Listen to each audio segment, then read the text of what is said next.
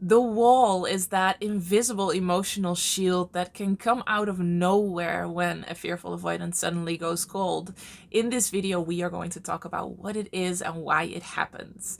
I am Pauline, and I am fully specialized in healing the fearful avoidant attachment style.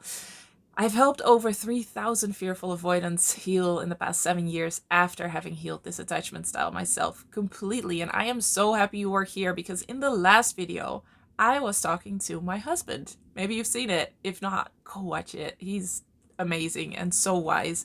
So we did kind of like an interview, I guess, with questions you provided, and it was amazing. And he mentioned the wall, and I had completely forgotten about that. It was a term that I came up with to explain what was happening with me in the moments that I was triggered. I now know that it was when I was triggered. I didn't know it back then. And it really helped him, as he explains, to understand what was happening. So, what would happen with this wall is that for me, what it looked like, I couldn't physically speak. I just could not get words out of my mouth when the wall was present. I was so shut down that I just could not get words out of my mouth. I know it may sound crazy when you're watching this, especially if you're a partner of a fearful avoidant and you've never even come near any of this. You're like, why couldn't you be able to speak?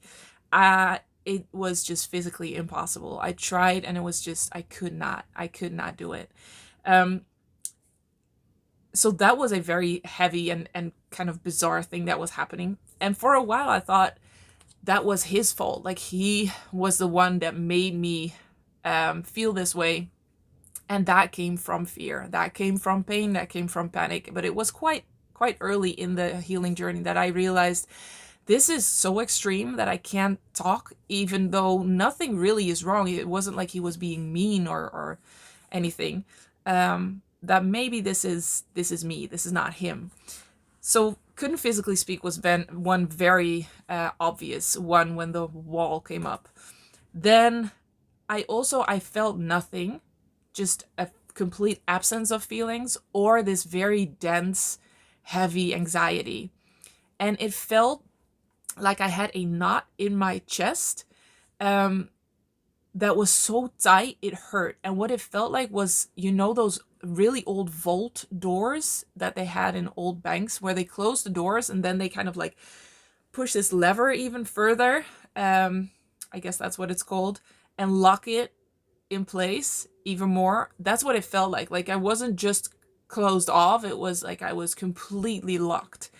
And it physically hurt around my heart, in my chest. It physically hurt to be that, locked up or tense. And sometimes during these moments, I wanted to break up. I wanted to run away. Sometimes I was just surviving. I was just, I guess, angry and confused at the situation, trying to figure out why this was happening.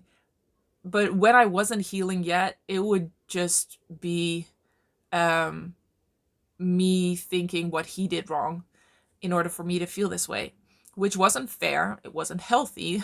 I think that's obvious. I wasn't healing yet. But this was actually one of the reasons that I started thinking maybe this isn't the relationship. Maybe this isn't him. Maybe this is me. And you need one of those little openings, because otherwise it makes so much sense that you believe it's a relationship because it's all you've known. And when it's all you've known, it takes something, and sometimes a lot, to see, wait, maybe this is me. Maybe I can do something, heal something, change something to not feel this way. But all I had known up till that point was that this is what happens in relationships. You feel this way, you blame the other person.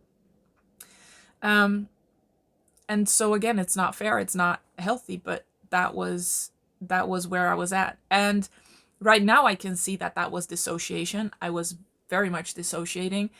Um, and the word dissociation doesn't completely cover what was happening. And I think if you would have told me back then, oh, you're just dissociating, I would not have identified with that. I would not have resonated with that.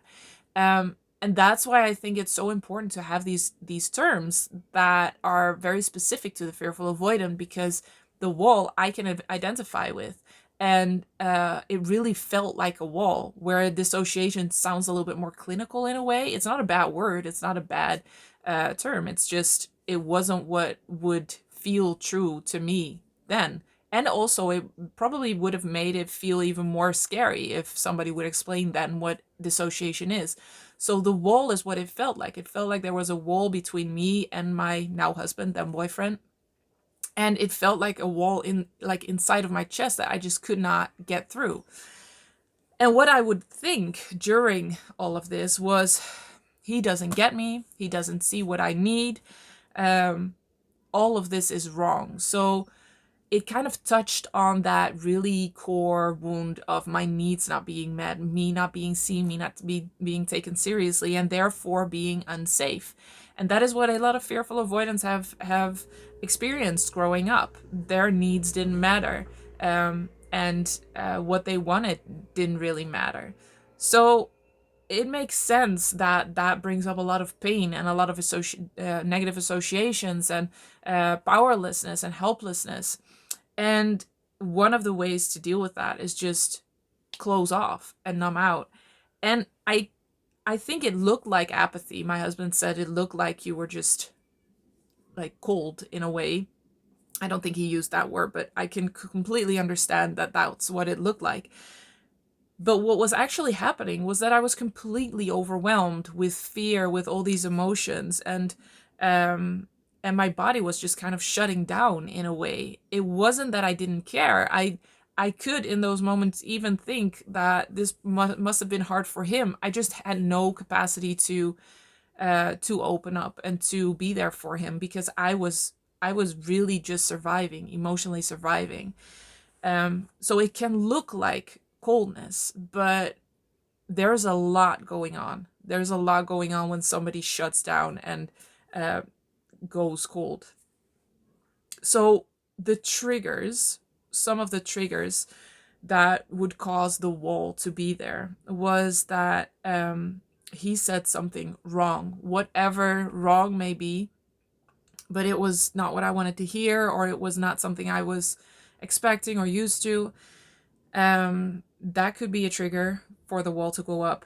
And another trigger was that I didn't get the reassurance I needed. So back then, I made a lot of bids for connection. Maybe you know that, by John Gottman, the researcher who is amazing in research on happy marriages and also a little bit on attachment styles. And everybody in relationships makes bids for connection. I think what I did more than bid for connection was a bid for reassurance that I was loved, that I was safe, that he wanted to be with me, that I was special, because that is something that fearful avoidants really want to feel like they're special. And I would say something or ask something like, what would be your favorite day? And if he would say anything else, then I would want to spend the whole day with you. I would take that as, I'm not special enough, so I'm not good enough, and so this is unsafe. And it would just trigger so much, and it could trigger the wall. Again, not saying this is healthy, not saying this is fair, just explaining what goes on within the fearful avoidant mind when they go cold, or can go on in their mind. Another trigger was I didn't feel what I should feel. So I had this idea that I had to be in love passionately, consistently, and if I didn't feel that, or I didn't feel butterflies when he touched me, or I didn't miss him when he was gone, then I would think this is wrong, this is not the right relationship, and so I would have this wall come up. It wasn't something I consciously chose. I don't think any fearful avoidant consciously chooses this. It's a reflex, it's a trauma reflex. And the interesting thing is, and this is something that is missed so often in when it comes to fearful avoidance, it looks, the behavior can be so confusing, right? Even for the fearful avoidant themselves. But a lot of fearful avoidance actually do the things they do because they don't want to hurt their partner more down the road. So I wanted to make sure that my relationship was right, was perfect, that I could surrender to it, that I could go for it, so that I wouldn't have to break up or divorce him later on, and maybe there would be children involved, and then I would hurt even more people. And so I would close off, kind of like to go, um, how do you say that, introspect whether this was the right relationship, whether it was perfect, whether I could actually go for the relationship. And this is something that so many, if not all, fearful avoidants do. They want it to be perfect right now so that they don't hurt you later. And that's what can create these confusing things, sorry. That they say they love you, and then when they don't feel what they think they should feel, they can just get triggered and then pull back completely because they don't want to hurt you more later on. And so, in a really confusing way, it makes sense to the fearful avoidant fear brain that I would rather hurt you now because it hurts less, because you've invested less time in me and less effort in me, than the inevitability, that's what it feels like, that I will hurt you more down the road when you've invested more time and more energy into me. I know it may not make sense to somebody who is securely attached or anxious preoccupied, but that is the logic of the fear brain of the fearful avoidant, and there is logic to it. If you understand the fear brain, if you understand the drivers of the fearful avoidant attachment style, although all the confusing behavior makes sense, it really does make sense. And once it makes sense, it's also very possible to heal those roots. So another trigger was when things didn't go according to the script. And this is an image that you have of what the relationship should look like. And for me, that was heavily influenced by Hollywood movies. So I thought you had to be passionately in love, like I said, and always want to be with them, and had to know for sure that they were the one, and have all these really intense feelings consistently. They weren't allowed to like ebb and flow and be gone and come back again. And so when things didn't go according to the script, sometimes it was even like he should say this at this exact moment. Like that would be the intensely loving thing to say. And I say intensely loving because the image I have now of loving, what loving means, is so different from what it was then. Back then, it was much more focused on wanting to be special. Right now, that's not a thing anymore. And loving is more like unconditionally loving, kind.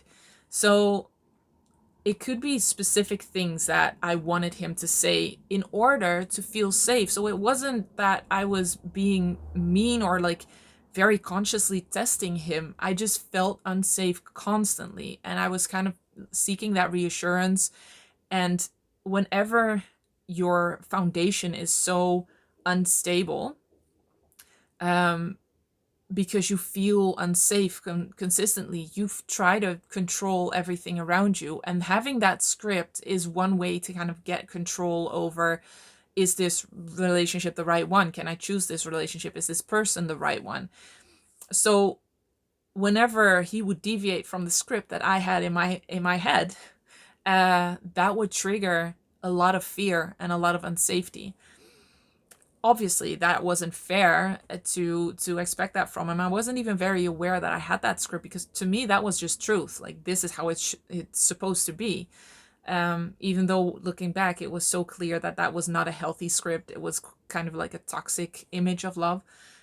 For me then, it was just truth. And another trigger is that he said something I would have gotten judged or ridiculed for. And this is maybe also something that is hard to understand when you're not a fearful avoidant. The fearful avoidant attachment style can develop when you have hypercritical or hyperjudgmental parents. It is a cause that is often overlooked. I don't think I've ever heard anybody else voice it but it's what I've seen again and again in all the patterns of the over 3,000 fearful avoidants that I've helped so far, that almost all of them, if not all, have a hypercritical or hyperjudgmental parent. And so what that looks like is that for me, that was my dad. And my dad had the intention to prepare me for the world. He just wanted me to be accepted in the world. And he had a very clear image of what he thought I should be like to be accepted in the world. So it wasn't that he was ill intentioned.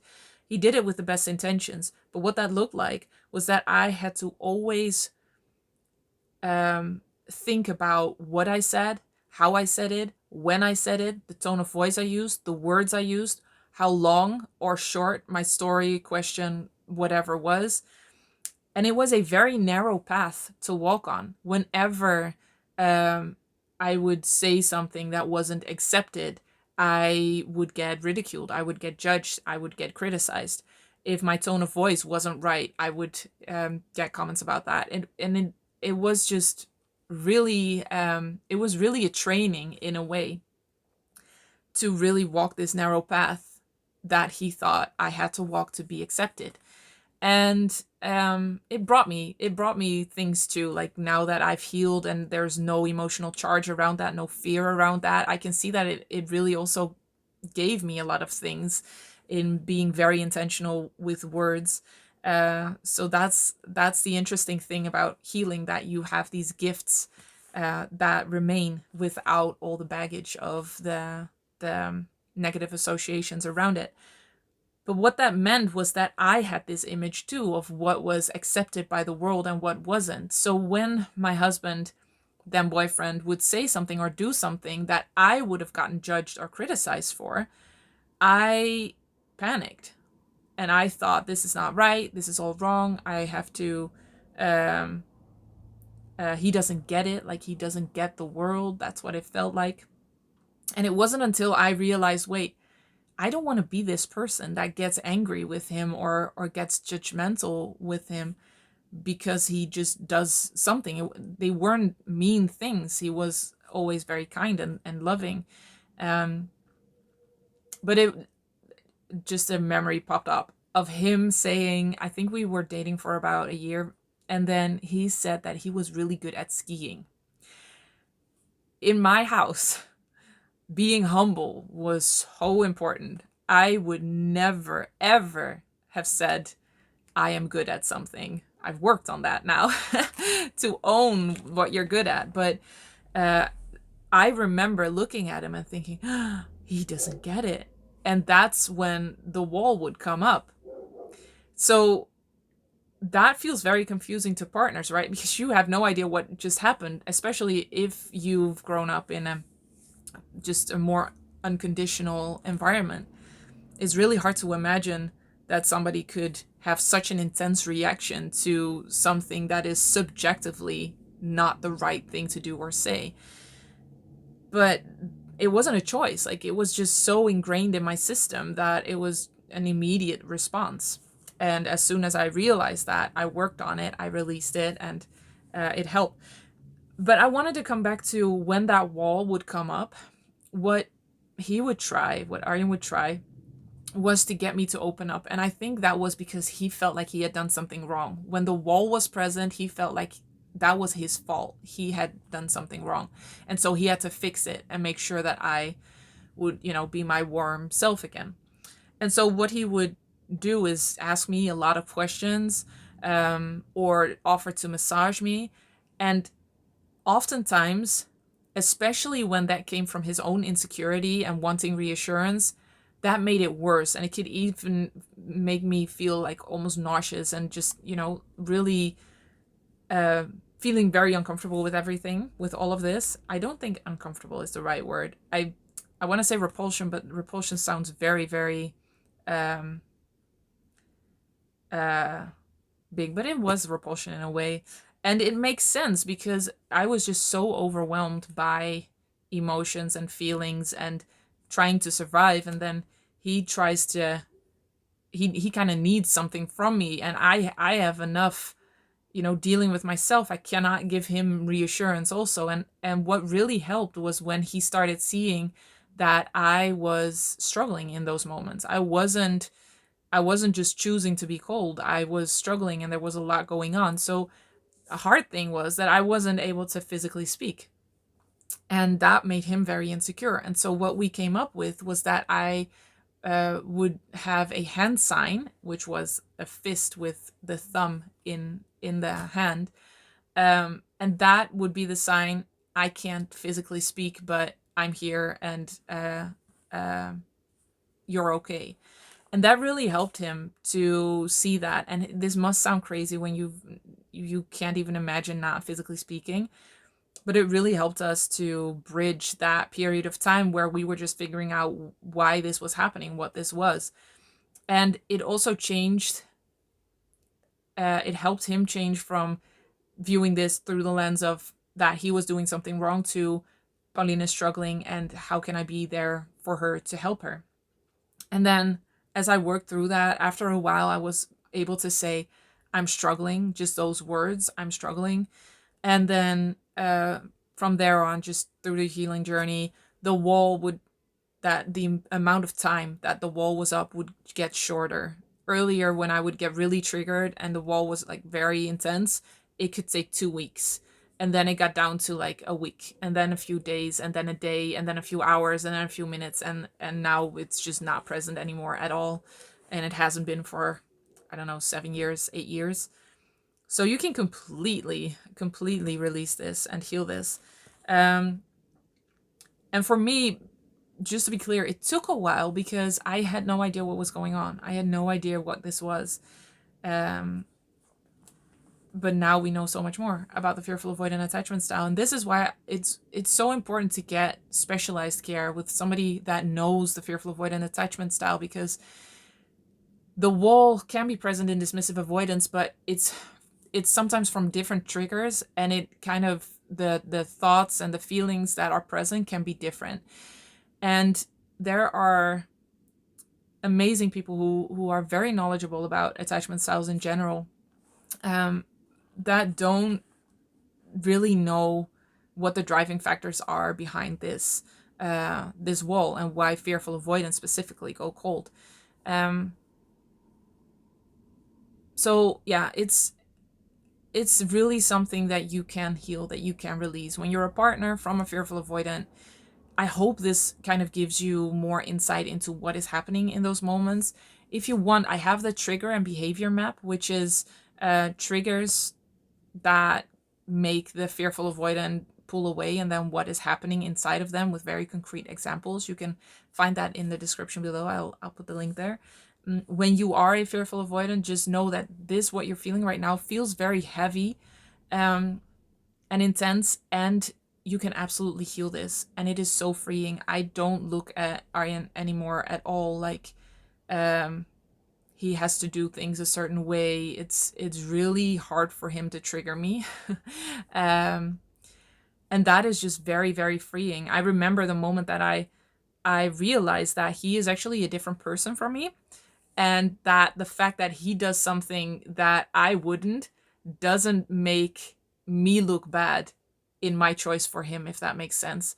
So I believed before that he had to be perfect, because otherwise uh, it would reflect on me, because I made a choice to be with him. And when I realized decided to let him be a person all by himself, and that he would do things that I wouldn't do, and that was fine, that's just being human, and that's also unconditional.